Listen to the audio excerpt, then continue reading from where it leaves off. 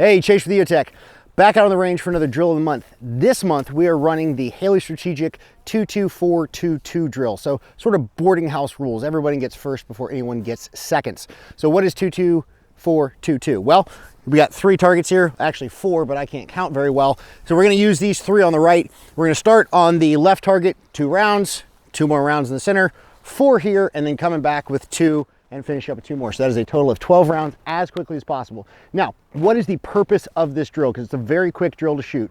The purpose is to make sure that you are going to be quick on the gun, you're going to be dialed into your optic, seeing what you need to see, and you're also working those target transitions. So you can change this up and add some variability and some difficulty by increasing the range, or counterintuitively shortening the range and spacing your targets out more, so you're actually having to go farther for your target transitions and really work the gun. One of the things you want to keep in mind is you're driving from your hips, right? So just like throwing a punch, your power is coming from your hips, and you want to make sure that you are not snapping. Don't punch the gun, right? Don't be overly aggressive with it. We want to use good biomechanics to rotate our hips and have the gun follow our eyes and then land the optic where it needs to be, drilling in with your eyes. So you are looking where the optic needs to go, and the optic comes into your field of vision, and you break those shots. So I'm gonna run this at 10 yards. Like I said, I could get way closer. If I wanted to run it at like 1 yard right here, I'd have to come all the way over and really work those hips. If I wanna go farther back and stretch out my accuracy, maybe slow down my cadence of fire a little bit and see how well I can do with that. It's another good way to change it up. You can run this rifle or pistol. I'm gonna run it today with this beautiful Type A rifle. And we're gonna see what we get, and we'll talk about it here at the end. So let's kick it off.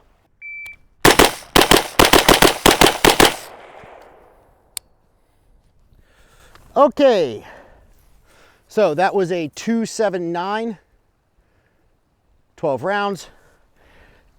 All right, something to keep in mind, guys. So we're shooting pretty full-size human silhouettes here.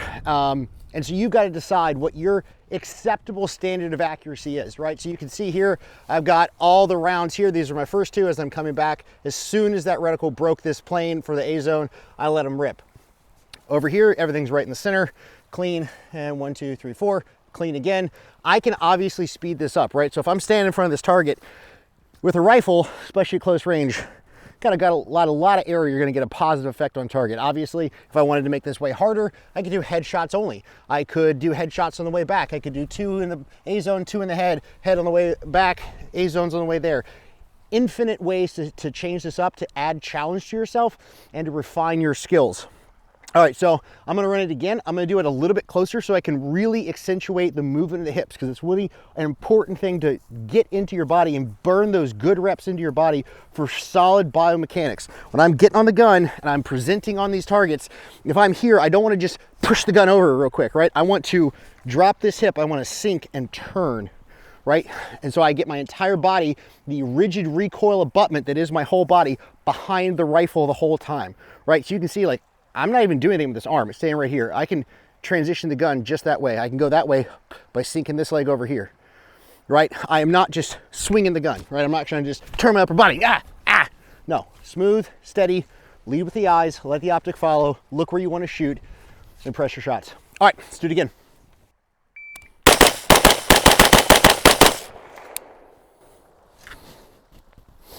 All right, so 12 rounds, 2, 4, 6. And again, all my shots are in the A zone. So depending on what I'm setting for my acceptable level of accuracy, I can speed this up or I can be happy with this. And again, guys, the total time, not really the point. This is the standard for you, so you know what you're capable of at what distance. So for instance, if I was to back this up to say 50, I'm gonna slow down a lot because I'm gonna make sure I'm getting my accuracy requirements in. If I wanted to speed it up, and see how well I could do, maybe just catching anything in the A zone or anywhere on the target. I can set my accuracy standards however I want to for whatever I think I'm going to be using this rifle for in order to push myself. So let's do it one more time just for fun. I'm going to run it at 10. We're going to do A zones on the way down. On this target, we're going to do 2 in the A zone, 2 in the head, and then headshots on the way back. Let's see if I can pull it off.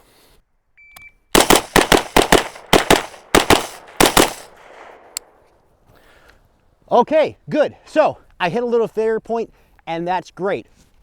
That lets me know I have things to work on. All right, so let's look what we did. A-zone here, that's clean. A-zone is clean. A-zone is clean. However, moving up to the head, this round, I did my second round, I dropped there. I dropped one round low here, and keeping with the theme, I dropped one round low here. Why did I do that? I did that because in my hurry to be cool on camera, I used my center dot of my reticle instead of the bottom post that I knew I was supposed to use for my holdover at this range. And that means that I was low because I wasn't accounting for my height over bore. Right now I lucked out and I got one in the head box each time, but I could have gotten them all in there at that total time, which was a 3:14. So I'm a full second slower forcing headshots. That makes sense, but I did not account for my head over bore appropriately, and that's why I dropped one round on each headshot. But guys, this is just, again, another variation, and it's giving me things to work on. So I now know if I'm in a hurry, I need to make sure I'm accounting for height over bore. That's a super critical skill, especially when you're using a rifle or a handgun. Less important with handguns, but still a thing. At close distances, because if you're up close and personal and you need to make sure you take a shot and you cannot miss, you don't want to screw up that height over bore. All right, guys, so this is the 22422 drill from Haley Strategic.